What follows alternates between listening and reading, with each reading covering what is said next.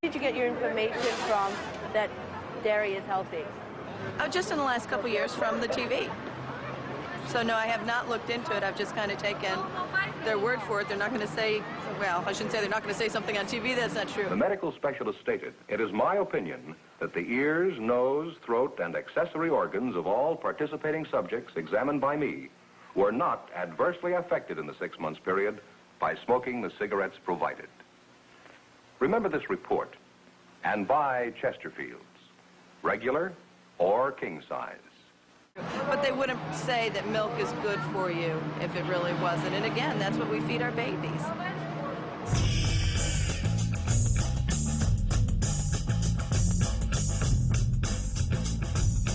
Looking at the meat and the dairy group, of those two groups, which should I give up? The question is, you should give up the dairy group. You'll get much better results than giving up the meat group. And the reason is dairy is basically liquid meat. It has essentially the same macronutrient properties, the same amount of fat, cholesterol, protein, lack of fiber, and so on. They're very similar in their nutritional makeup, but dairy has some extra problems, allergy problems, autoimmune diseases that it causes. They think dairy is health food. They look at a block of cheese and they think strong bones. They don't think glob of fat. So psychologically, they eat dairy guiltlessly, and they eat large amounts without any reservation. So if I was going to give one powerful message to a patient, to a community, to a country, to a world, is get off the dairy. You'll improve your health more than getting off the meat. When they say milk has calcium, everybody needs calcium, they leave the consumer to make the connection that therefore milk is a good source of calcium, which is of course absolutely not true. The fact that the animal proteins are highly represented in dairy products will cause negative calcium balances for people, and it'll actually be the cause of osteoporosis and things of that nature. So, but these are things that people don't understand. So it's a very, very clever way. You need fat, you need protein, you need carbohydrate, you need calcium. Yes, there are things in milk that you need, but you don't need milk to get them. The Wild West, the dairy industry can do whatever they want. They got the money, they've got the political control. There's nobody out there to put them in line, so that's what they do. And USDA, their principal interest is protecting the livelihood of the livestock and dairy industry in this country. They also are the ones who then take this report and put out a very practical message for the public called Dietary Guidelines for Americans.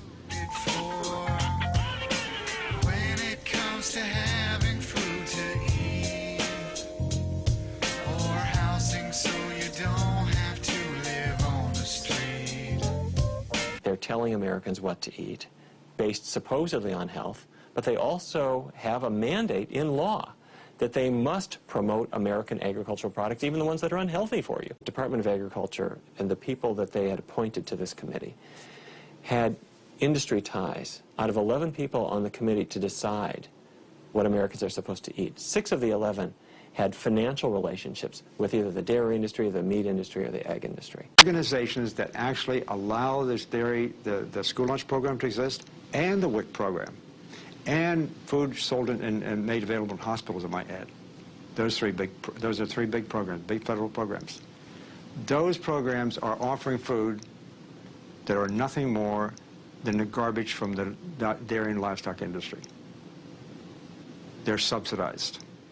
If a school wants to have access to the school lunch program, and they almost all do, they have to agree to offer the dairy option. That's disgusting. That's been existing for a long time. It should stop yesterday. The Dairy Council is obviously interested in selling milk. So even for individuals who complain of indigestion or other stomach cramps, other stomach problems, the Dairy Council wants them to keep trying to drink milk. And they do drink the milk, and then they go to class after they've had their milk at breakfast and had their milk at lunch. They're not feeling good. They're going to be squirmy in their chairs. They're not going to be able to concentrate. They're not going to do as well in school. So in a way, it's like we're setting our kids up, those children who don't tolerate milk well, to do poorly in school. When you're a little baby who's nursing, you have an enzyme that breaks those apart, and you can absorb them. But after the age of weaning, normally you lose that enzyme. A genetic mutation that's carried by about 85% of Caucasians has allowed them to digest this milk into adulthood, which is not the case for other races and certainly not the case for other species. Lactose intolerance is totally normal. It's a sign that you ought to get weaned. We're the only species after weaning we tend to want to keep on drinking milk for the rest of our lives in many cases. And what do? We go get it from another animal. Why don't we drink dog milk? Can you describe to me what you see when you picture a dairy farm? Obviously not the slaughterhouses and things like that you don't want to picture. You picture kind of the nice rolling green hills and the little red barn in the hills, and yeah. How does a cow give us milk constantly? I have no idea. In order for a cow to give milk, she has to give birth to a baby calf. And that starts the lactation process.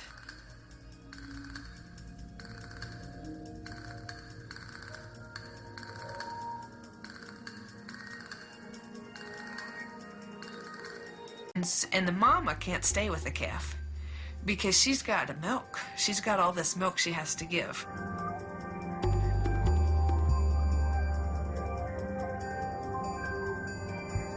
What happens to the milk from the sick cows? Those actually what we do, we pasteurize that and feed that to the babies.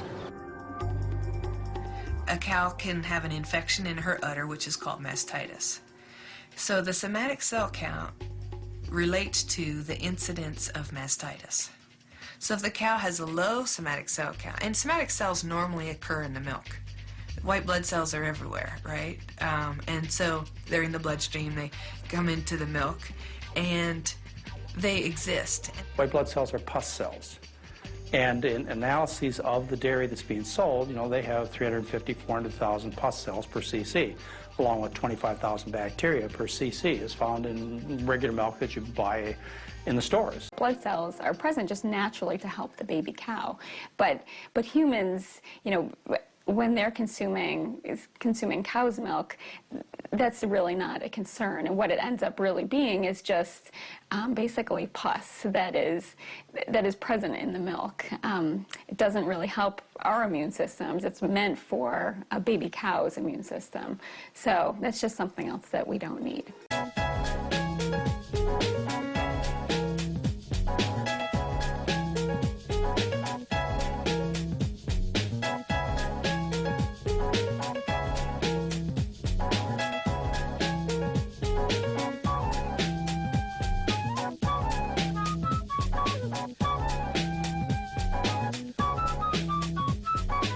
Anytime you add hormones to something that's going to be consumed by humans, you're going to affect them in some way.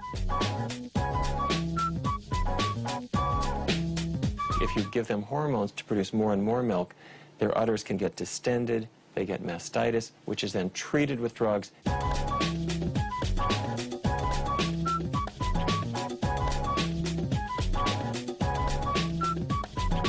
The 70 to 80% of calories from fat, most of which is saturated. People don't realize that. They think, oh, this is a health food. It's rich in calcium, but it's not a health food. It's terrible. The higher the dairy consumption in different countries, the higher is the risk for osteoporosis. It's not the other way around. Like the dairy industry, I mean, they've been getting away with that yarn for quite a number of years now. And they found that the countries where they were consuming the most milk, the countries where they're consuming the most calcium, had the highest hip fracture rates. It's actually opposite of what you would think. At Harvard, the Nurses' Health Study tracked women, more than 70,000 women for over 18 years. What they found is those who drank the most milk had absolutely no protection against hip fractures at all. The idea that calcium is going to build strong bones is a myth. Over and over and over again, they do these studies, they put more calcium in the system, and it doesn't help the bones. And if we learned about nutrition, what were the factors that cause us to lose calcium, and what foods we could eat to have calcium from a healthier source, people would be much better off, and their bones would be much stronger too. When you consume animal protein, such as found in dairy products or meats or eggs, you pull calcium from your bones and excrete it in your urine. It's the protein in our dairy-based foods that makes it more difficult for us to keep the calcium that we're getting from dairy products in our bodies. What happens is when you're consuming the animal protein, your blood becomes acidic and your body reacts by pulling calcium from the bones as a kind of buffer to neutralize the blood.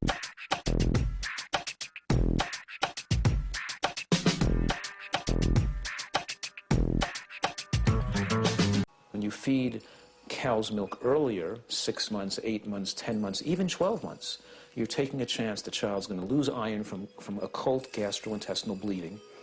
And because milk doesn't contain iron as much, and it's not as absorbable as it is from breast milk now, the potential is going to be there for iron deficiency when they're young. And iron deficiency in a young child can have effects on reducing their intelligence. And that reduction in intelligence can be there permanently for the rest of their life. So in this home daycare, do you give the kids milk? I have to give them milk at least 2 to 3 times a day. You have to? I have to. It's because of the food program that I'm on. One of the main factors is a high diet high in animal products, especially animal products that are high in saturated fat.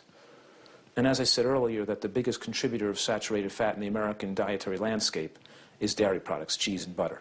Dairy products are a rich source of cholesterol and saturated fat, which are the two things you want to avoid if you're at risk for heart disease, or even if you want to prevent heart disease altogether. If you look at what's in milk and other dairy products, it's a recipe for a heart attack. It's got an awful lot of fat in it, mostly saturated fat, the kind that raises cholesterol. So if there was one food to wipe out to prevent heart disease, that would be cheese and butter. But when you have heart disease, you'd be crazy to pouring cheese and butter on your foods. But, go to a hospital and see what they feed them.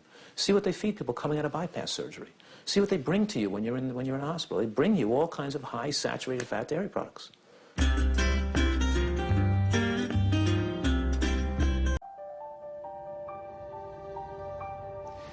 We worked on this a total of about 27 years.